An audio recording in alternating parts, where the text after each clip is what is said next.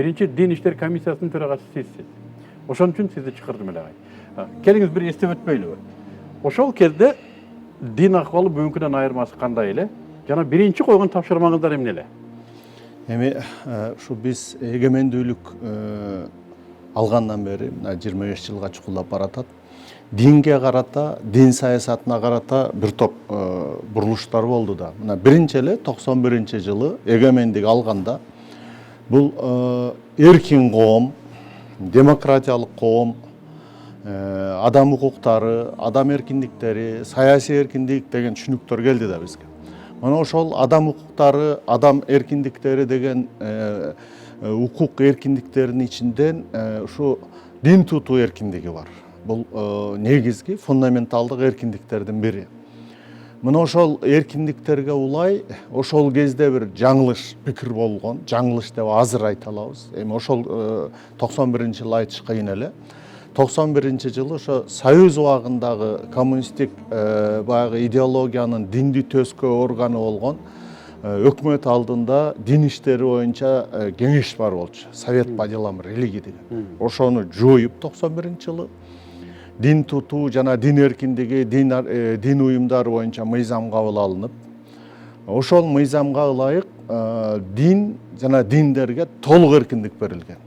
Эмне кылсаң ошол кыл, мамлекеттин сага динде иши жок, диндин мамлекетте иши жок дегендей мамиле болгондо, ошол кезде негизи ошо динге, анан дин тутууга эркиндик дегенде негизинен биздин ошол кездеги саясатчылар, мамлекет башы, өкмөт башындагылар биздеги диндерди эсте тутуп жатта кармашкан. Бул биздеги ислам, анан православие, ошол кезде баптисттер бар эле. Баптисттердин коому мына башка дин жок болчу. Мына ошо менен биз дарбазаны кенен ачып, каалаган диниңерди туткула дегенде биз ойлогонбуз, биз исламга эркиндик берип атабыз. Өзүбүздөгү орус православияга, орус православиясына эркиндик берип атабыз. Анан немис улутундагылар ошо баптист, адвентист, же бир ошондой бир 2-3 бөлүнгөн жана протестант багытындагы дин болчу. Ошолорго эркиндик берип атабыз деп ойлодук биз. Оюбузда анан эркиндик бердик. Бирок ошо эркиндиктен пайдаланып бизге дүйнөдө болгон дини, болбогон дини, салттуу дини, анан өз оюнан тапкан динин баары кирип кетишти. Секта. Жок, каалагандын баары кирди. Эми динге окшогондун баары кирди. Ошо менен 93-94 жылдардан баштап кооптонуулар пайда боло баштады. Биздин эле жана коопсуздук комитети, тышкы иштер министрлигинен өкмөткө, президентке запискалар келе баштады. Мен ошол мына 93-жылы социалдык саясий анализ жана прогноздоо деген өкмөттүн бөлүмү бар эле, ошонун жетекчиси элем. Мына ошондо 2 чоң записка менин эсимде, ошол кездеги коопсуздук комитетинин жетекчиси Анарбек Бакаев ушу дин коопсуздугу боюнча бир чоң записка киргизген президентке, өкмөткө. Анан кийин ошол кездеги тышкы иштер министри Роза Исаковна Отунбаева чоң записка киргизүү дин, анан динден туулуп аткан мамлекетке болгон коопсуздук маселелери боюнча. Мына ошол 2 документтен өкмөткө келгенден кийин менин отделиме келип, ошо 2 документ менен иштөөгө туура келип калды. Мындай олуттуу негизде жазылган документ болчу өкөттө. Анан ошо 2 документке таянып, ошол бөлүмдүн жетекчиси катары мен өкмөт башына, анан президентке сунуш киргиздим. Дин багытын тескечүү атайын мамлекеттик түзүм болуу керек. Дин эркиндиги деген дагы чеги болот. Диний ишкердик эркиндиктин да чеги болот. Анан бу дин мамлекеттен ажыраган дегенди туура түшүнүү.